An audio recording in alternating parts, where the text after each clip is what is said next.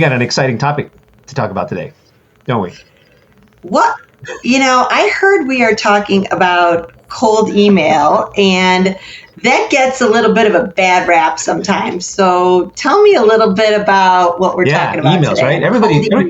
Everybody loves emails. But, as a marketer, email is part of what we do. It's a tool. The thing is, most of the time when we think of emails, we think about like nurturing email campaigns, right? Inbound. But email can also be an outbound lead generation tool. And I think when you think about it, sometimes you think, oh my gosh, that's the last thing anybody wants, right? Nobody wants more emails, especially cold emails. But we're super excited because we got a guest on today that is an email marketing expert, Brandon Turnbull. Welcome to the show, Brandon. Thanks for having me. And Brandon, you're going to talk to us all about cold email, or actually outbound email marketing. The shorthand obviously is cold email, but technically it's called outbound email marketing. So, Brandon, first, can you just tell us a little bit, like, how did you get into email marketing? How long have you been doing it?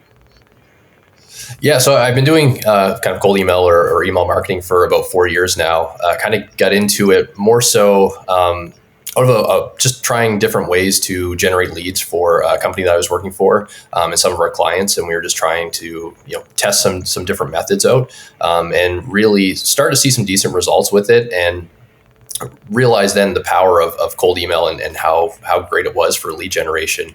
And just from there, just kind of snowballed into just diving in and learning as much as possible at the time. And it's really, it's advanced a lot since I first started a few years back. But it's a really exciting kind of channel to use for marketing. And I think it's one that a lot of companies, they think of it from a sales perspective of their sales teams doing, cold email or outbound marketing like that. But really, it's a great tool for marketers that I think is, most marketers kind of sleep. Yeah. And it can work, right? I mean, like, tell us, give us an idea. What are the success rates like? Yeah, so it's, it obviously highly depends on a lot of things, but, there's companies that I've worked with in the past where you can basically utilize cold email for their entire marketing, their only marketing channels. So relying on no marketing, other marketing at all, you can rely on cold email to scale up quite significantly. I mean, you can generate anywhere from, a meeting or two a week with ideal customers to, I've seen success in the past with anywhere from 20 to 30 meetings a week, just depending on, how big your target audience is and how many emails you're actually sending. But yeah, it's wildly successful when you actually are able to really dive in and figure out what messaging is resonating with your targets. And once you figure that out, it's really just a matter of scaling it out. But the results are really, they can really be, as much as you want, which is one good thing with email. It's very scalable. So, Brandon, I think you mentioned that in some cases, you're getting up to 20 meetings. And for a B2B client that has enough list capacity, that's a pretty exciting number for a startup and so forth. I haven't been doing cold email. I didn't know it was so hot, actually. So tell me a little bit walk me through the number again. That was pretty exciting. How many do you need to get that kind of a number? Yeah. So again, I always hate to say it depends, because it's so different depending on, the company and what your value propositions are, as well as, your audience that you're targeting. But, really, if email allows you to scale quite significantly. So you can go from sending anywhere from 100 emails a day, and you might get a couple responses back if you're doing that. But the way that you can set up email now is there's ways that you can send thousands of emails a day. And if you're doing something like that, typically you'll be able to yield anywhere from 10, 20, 30 meetings a day. Again, depending on how optimized your messaging is and everything like that, it takes time to build up to that. But once you find audiences and messaging that really work well, it's easy to scale that up. And it's one thing I like about it as well is it's very it's transparent to know, like, okay, if I send 1,000 emails and I'm able to generate 5 meetings consistently out of 1,000 emails, and I want to book 20 meetings, then you know that you just have to scale up the number of emails that you're sending. So it's very easy to kind of moderate how many meetings you want based on the volume that you're sending. So it's really very dependent on a lot of things, but to answer your question, it's based on basically volume, and then how many meetings you're actually looking for. Brandon, is there a minimum volume though? Like how low can you go, right? Before it, or what do you need to have in order for it to make sense to start doing email? Yeah, so again, I hate saying it depends, because it really does. But in general, I mean, I feel like a lot of people, they'll start with cold email and they'll send maybe 10, 20 messages a day, and they won't see results for a couple of weeks. They'll probably barely get any replies, honestly, at that number, and they just give up and say, okay, well, cold email doesn't work for me, or my audience doesn't respond to cold email. But realistically, you just don't have a big enough sample size to really make a decision on whether or not that's the case. So I would say with anybody starting out, unless your total addressable market is, let's just say 500 individuals, the best thing to do is to send a few hundred emails a day and just get an idea of what response you get back from it. Are people resonating with your message? Are you getting a lot of replies? Are they responding positively or negatively to your messages? It gives you a really good idea of how your product or your messaging resonates with your target audience, and from there, you can then make changes and optimize and scale things up. But it really just gives you that ability to, if you're starting out, you should really look at sending a few hundred emails a day, or at least setting up a system that would allow you to do that, so you can really you can start testing quickly and really understand what your target customers are resonating. Okay, so just to make sure. So what I'm hearing is, if you're going to start out and you want to test this out a little bit, you have to have enough. You have to have enough targets to be able to send a few hundred emails per day during this initial phase to kind of test it out and see what kind of responses you get, right?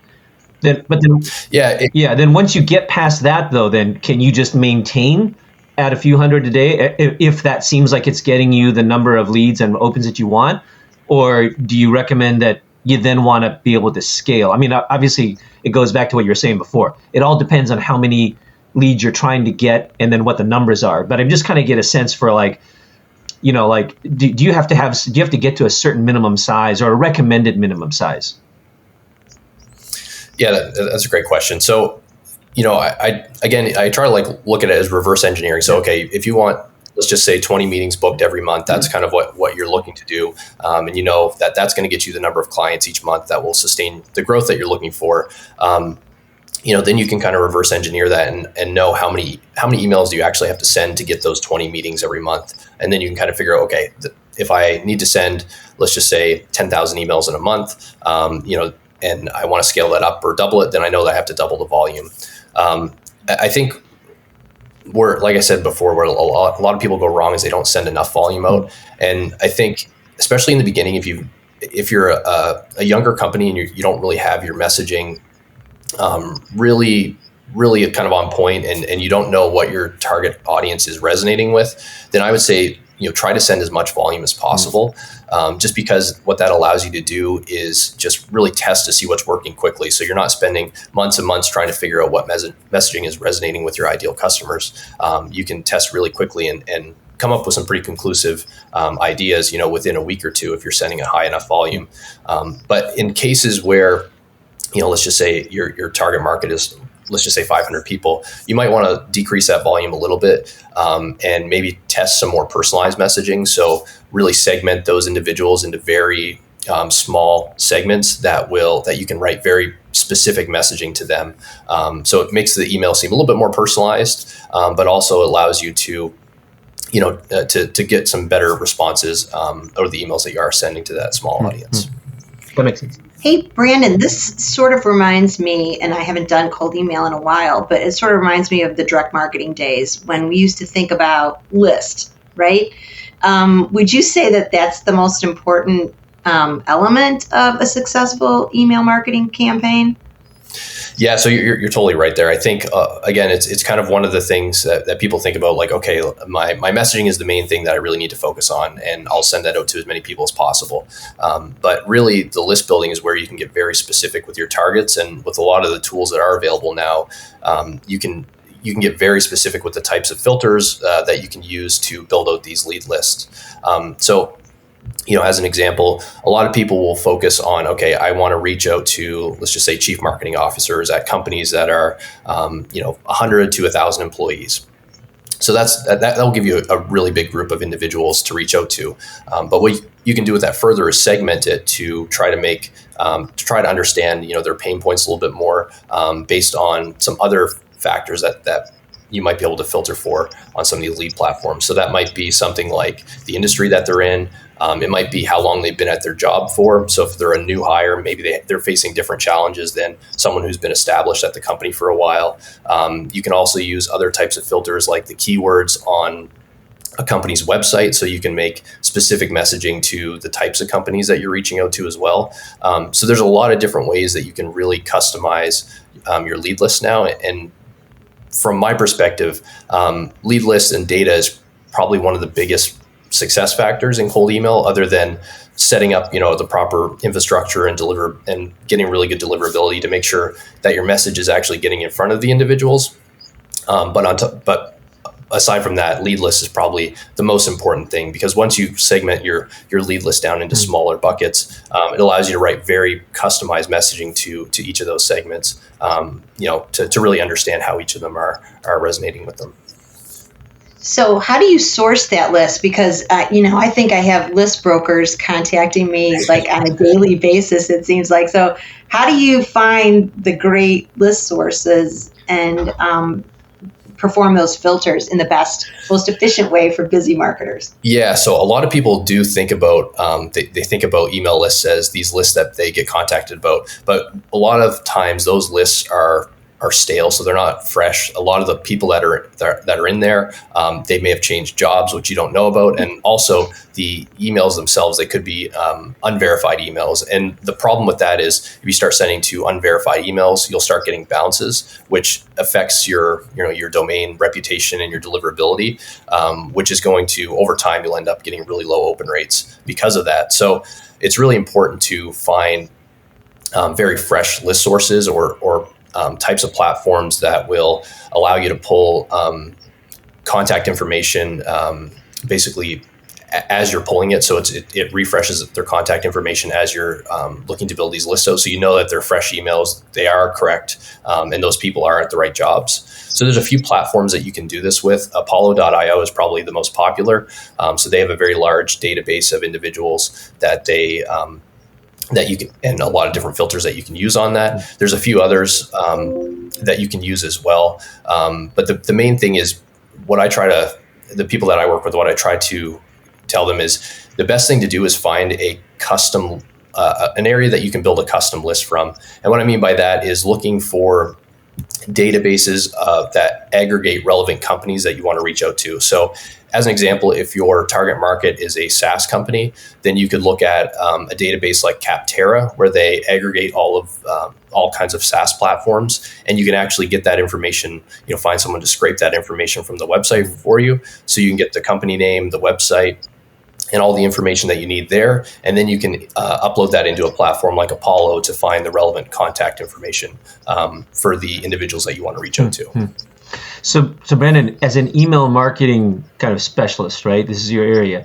Since this list creation is so important, do you find that you do that part as well as the actual email execution? It's like, is it kind of like a two-pronged thing that you offer? Or, because I'm thinking about, marketing leaders are like, okay, so I need both. Can I get them both from the same source, or do I need to find a specialist in list creation? Yeah, so that's one thing that I kind of specialize in as well, and it's something that I've realized is as I've done this over the years, is more and more important, is to figure out ways to be creative with that. Because a lot of people have access to, let's just say, Apollo.io. They go in there and create those lists. So those individuals that are in there right now are basically, they're getting a lot of emails from individuals. So it's harder to kind of break through that noise and get a response out of them.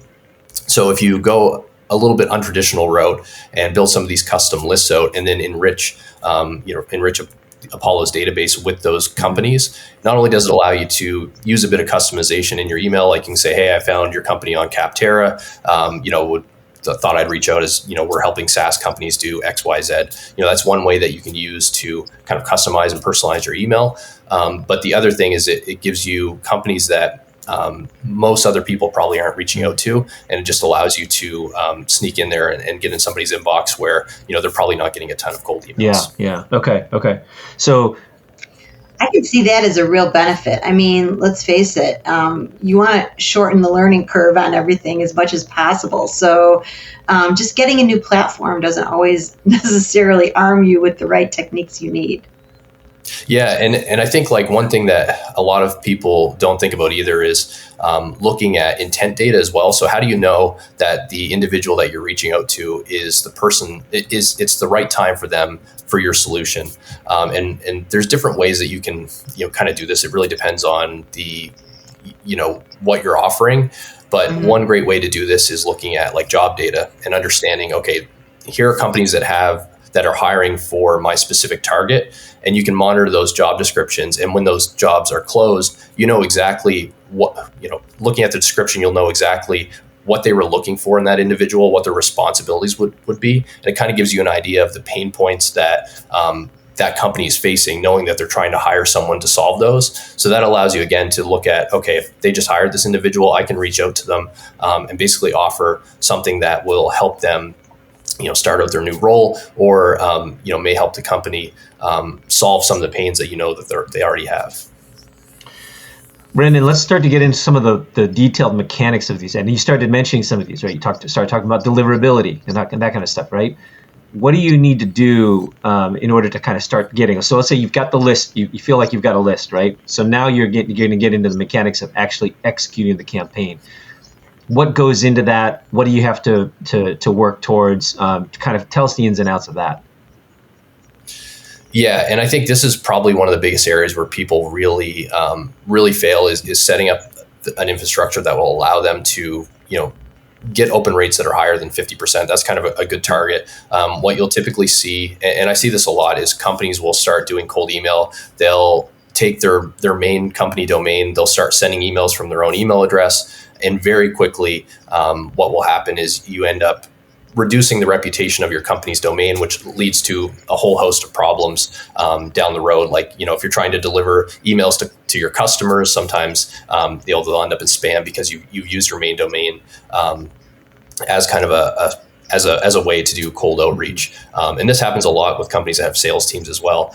They have all these sales individuals who are doing outreach on their main domain. And what happens is it basically reduces, your company's overall domain reputation, and your open rates start to decrease, and it's really hard to kind of come back from that. So the way that you can get around this is by setting up separate sending domains, or kind of like satellite domains that are similar to your company name. So, it might be gocompany.name.com or trycompanyname.com. So there are a variety of different domains that you set up, which you forward back to your main website. So in case somebody gets an email from you, they type in the domain of the email address that they got an email from, it'll get forwarded back to your main website.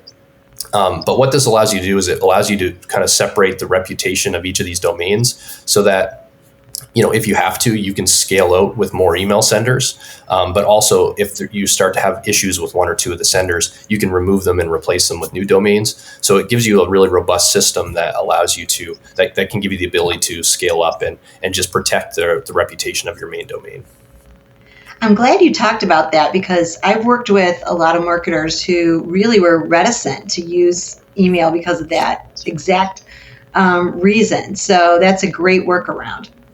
Yeah, and it's one of these problems that a lot of companies face where, all of a sudden you have, maybe you're trying cold email and you're using your main domain, and you're seeing some success with it.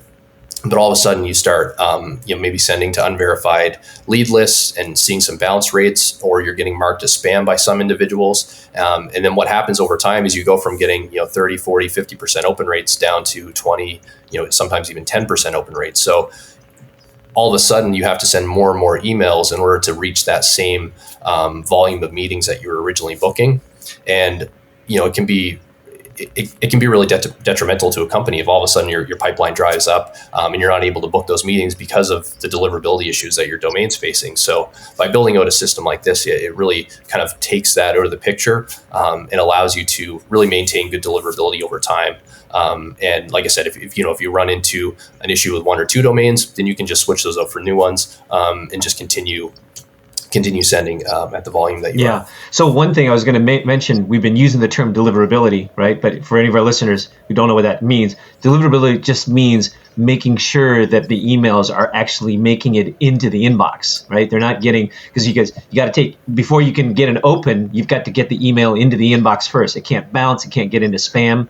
And that's where a lot of it depends so much on the status of the domain that you're sending from, right?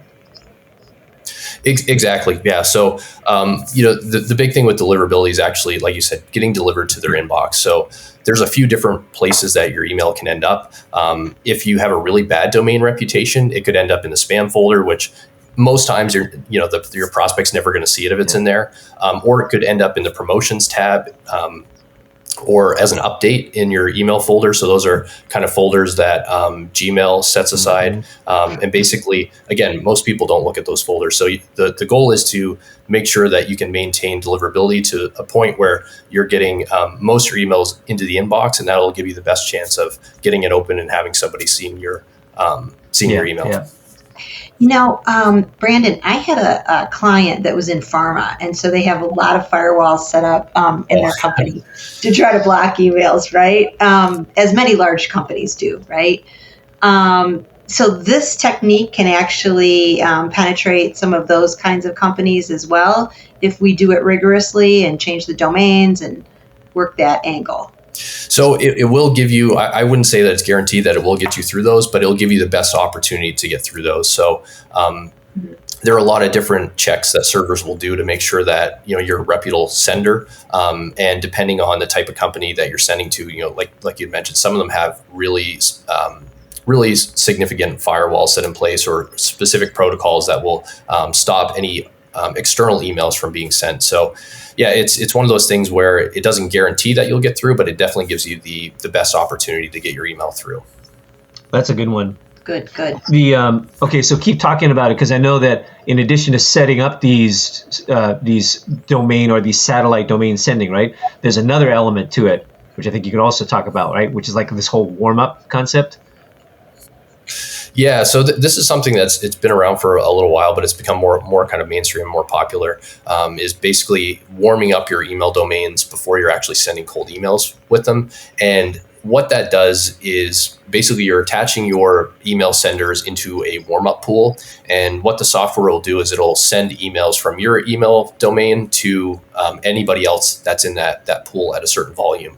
And then what it'll also do is it'll open your emails, it'll reply back to them. So it basically creates engagement with your emails before you actually send your cold emails. So what that does is it shows email servers that you're a reputable sender, that your message that you're sending to these people is actually relevant, that they're replying to it. It just gives all these positive signals that will build up the domain or the reputation of your domain in the beginning.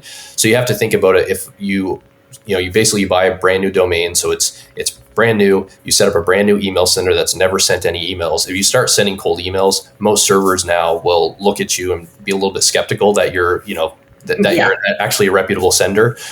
So most times you'll either get put into spam or not delivered at all. And by doing this warm-up process, it kind of builds up that reputation quickly. Usually you have to do it for about 2 weeks in the beginning when your sender is created. And then that should give you enough time to build that reputation enough where if you're starting to send cold emails at a lower volume, it will allow you to get delivered into the inbox. And this is something now that instead of just doing it to warm up the senders in the beginning, it's something that you can keep going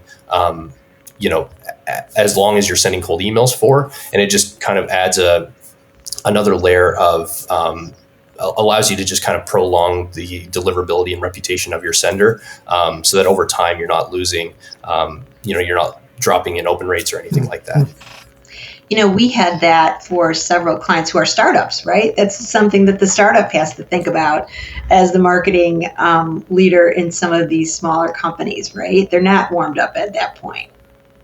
Yeah, exactly. And it's even for if you're doing like email nurture campaigns to people who've opted in, it's still good to have some type of warm-up process for the email senders that you're sending those campaigns from. It just gives your email the best opportunity of getting into the inbox and not in the promotions folders or spam folders or anything like that. Do you have you heard that there is a better, some of my clients have had like HubSpot, right? So we'll do a promotional email through that vein of the product. And then the sales team will do an outreach email. And it seems like the outreach emails from the sales protocols are better than the promotional email side of the business. Do you find that when you're working with clients? Yeah, so that's kind of an interesting point. So a lot of times, like promotional emails, because the way that they're set up, they're not typically eliciting a response from an individual. They're just kind of being sent out, and people will click on links or view maybe a white paper that was sent out via these promotional emails. So a lot of times, and not only that, they're sent out in a way where they send out basically large batches at once. So servers are really good at recognizing that, those are probably a newsletter or a promotional email, and they'll put them in the promotion folder, which again, some people check that, but a lot of people don't. With a sales email, it's a little bit different where it's plain text.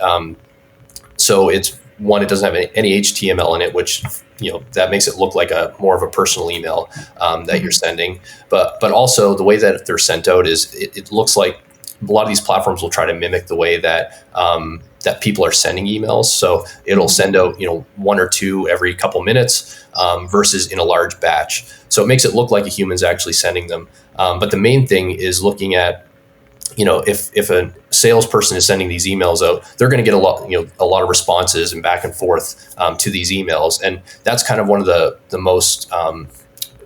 the biggest signals to an email server that your message is relevant and that people actually want that in their inbox is how many people are actually responding to the emails that we're sending out.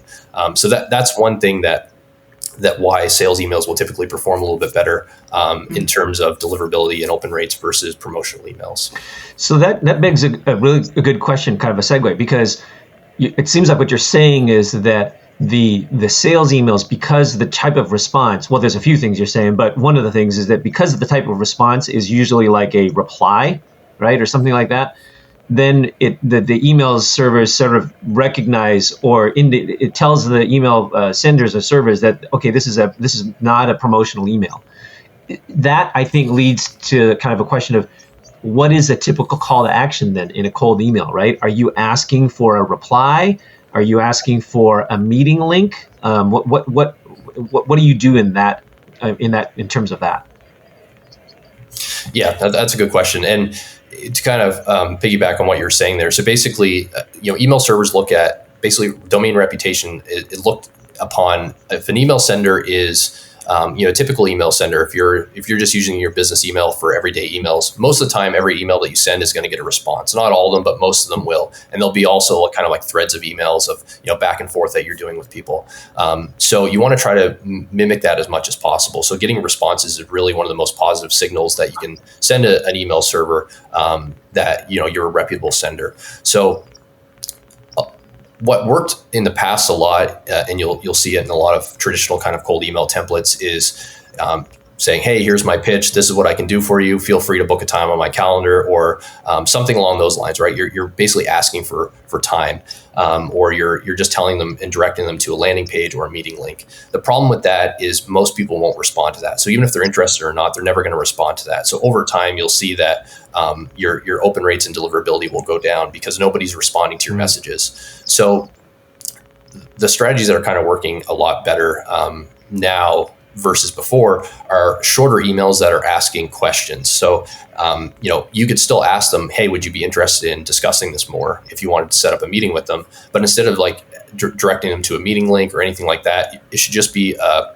short question at the end of the email that would elicit a response from them. So then, it does kind of increase the number of steps that you need to take in order to get that meeting booked. But it just, again, it brings that response in, it allows you to respond back to them. And it just shows that, you're a reputable sender, and, it helps you build up the reputation of your domain. That is a great insight, because so many salespeople I know are sending the calendar link, right? Book a meeting. And I think people are kind of on the receiving end of that going, okay, meeting link means sales pitch, right? Exactly, yeah. Exactly. Maybe I'll engage in a conversation. I'm just not sure I want a sales pitch right now. Yeah, exactly. And I think too, because cold email has become a lot more prominent over the past couple of years. And because of that, people are getting so many emails that it's really hard to break through the noise. And as soon as they see, like, do you want to book a meeting with me? They automatically, I feel like their brain just kind of shuts off and they don't even want to think about what the next step is. So I kind of look at it now as how instead of asking them for something, asking them for time out of their day to actually give them your sales pitch, try to provide a little bit of value up front to them. So whether that be, if you have a specific, let's just say a specific white paper that maybe could help them with a certain problem, that they're facing, rather than asking for a meeting, you can email them, say, hey, would you mind if I send over more information on how we've helped another company solve this problem? A lot of times those softer call to actions, people will respond more positively to them. And that gives you another opportunity to get more information in front of them before they make a decision on whether or not they want to talk to you. Because in a lot of cases, these emails are so short, it can be challenging to get your message across to an individual who's never heard of your company, who's never seen anything about your company before.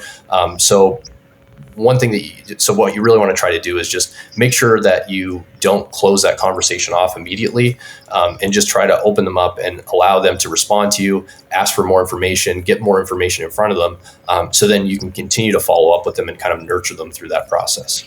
That feels a little bit like earning rapport, right? You're providing value to earn rapport back, and that's how maybe we create a little bit of a known entity in that very cold or first set of emails that you send to someone. Yeah, exactly. And you have to think about it. This person's never heard of you. Probably they've never heard of your company, and all of a sudden you're emailing them, asking them if you can, take time out of their day to pitch your product to them. And a lot of times it's too much of an ask right off the bat. So you want to try to nurture them and warm them up a little bit. And yeah, I think if you can come across in your message as really genuine and that you understand, the pain points that they're facing in their job, I think a lot of times it just kind of opens them up and makes them more responsive to getting more information or to understanding things a little bit better.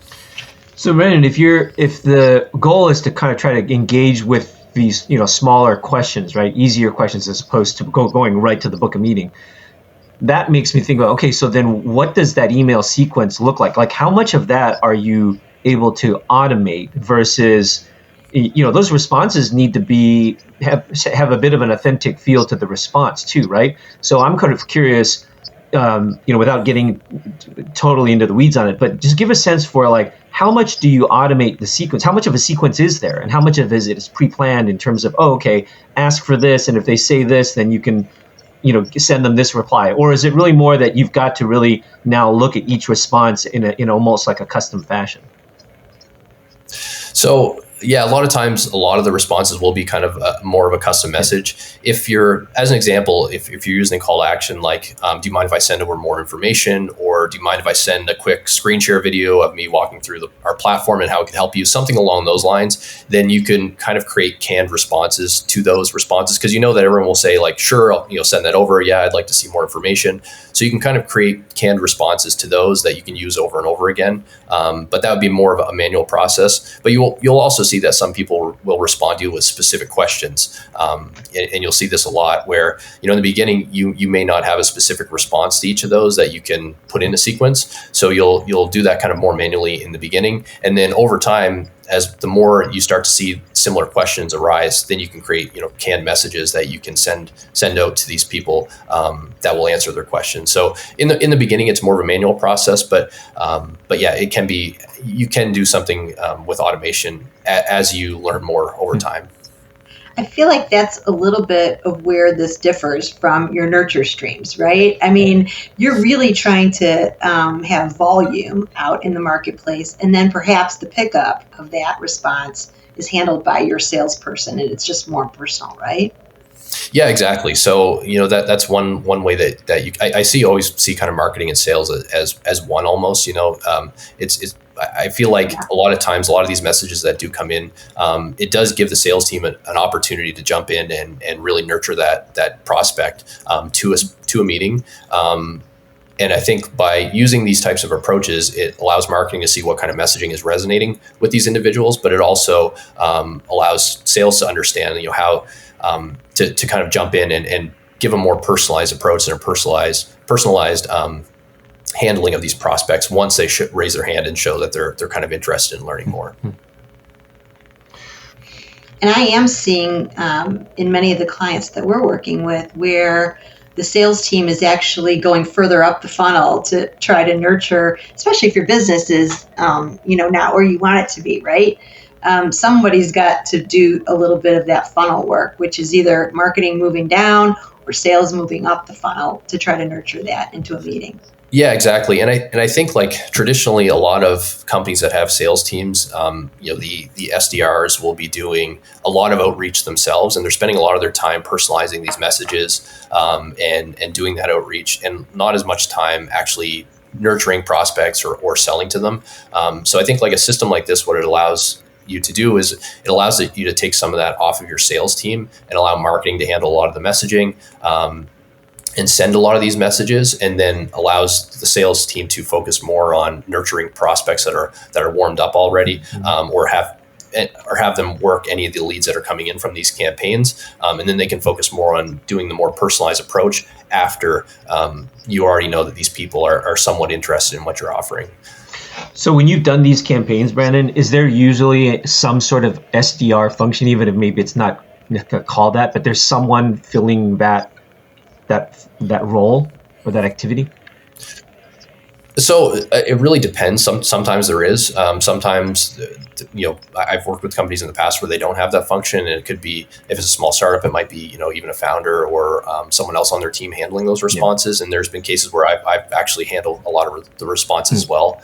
It just gives you a really good idea of how seeing those responses come in. It gives you a really good idea of, how the messaging is kind of resonating with everyone, and also how are they responding to it? Are they all negative responses? Are they giving certain reasons why they're not interested? So that maybe give you ideas of how you can change the messaging in your copy and your initial message to basically show that you're, even though they might be not interested for one reason, maybe your product does help them, and they just didn't get that from that initial message. So it really gives you a good idea if you're in there actually looking at these messages in the beginning and these responses. It really gives you a lot of insight into your prospects and how they're responding to it.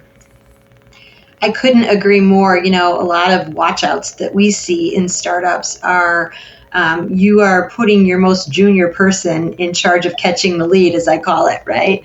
The person who's, fielding some of these. And that can be a huge mistake for some of these early stage startups for sure. It's so important for you to really understand what kinds of questions are coming out of those initial conversations and how to move them forward. But that's a whole topic for another series we could get into, I'm sure. And I think too, it kind of leads to, everyone thinks of like cold email has to be in a kind of lead generation angle. So you're trying to generate leads for your business right now. But I think with an early stage company, it's a really great opportunity to get in front of prospective customers and even ask them if they're interested in giving you maybe more information on certain pain points that they're facing right now, or even meeting them and going through and doing some market research. So it really gives you, it can be used in multiple different ways, but I kind of look at it as like, it's a way just to get in front of the people who you're really interested in knowing, if they're actually going to find benefit from your product or not. So there's a lot of different angles that you can use with that. But yeah, it's kind of a toolkit that you can use in a lot of different ways. I love that insight. It's not just for lead gen. It's an interaction method, right? And depending on what your goal is. So that's great.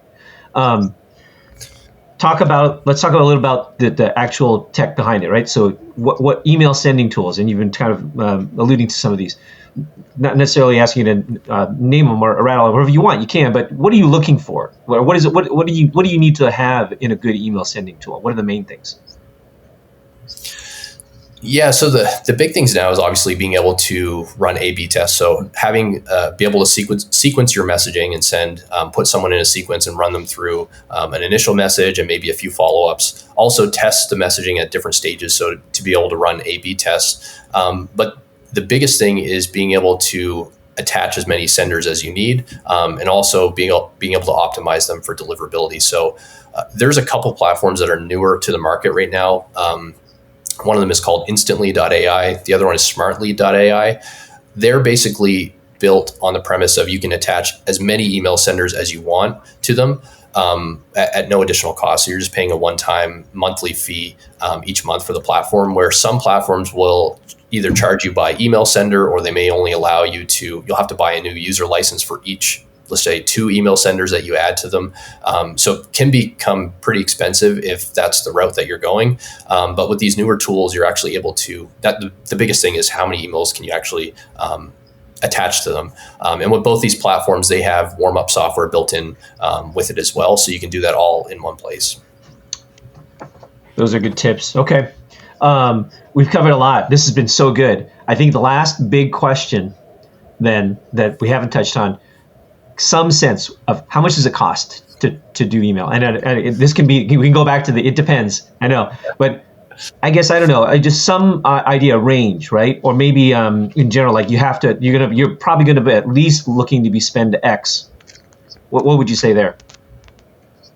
Yeah, so I recommend that when you're starting this out, to, like we mentioned, setting up all these separate sending domains, I would set up twice as many as you think you may need, just because that gives you, one, if you run into deliverability issues, it gives you some backups that you already have warming up that you can kind of switch in and out. Or if you find messaging that works and you need to scale up your outreach, you have some senders that are already warmed up, ready to go, that you can add to the campaigns and increase your volume right away. So typically, if you're looking to send, let's just say 500 to 1,000 emails a day, somewhere around that range, I would suggest setting up 20 extra domains.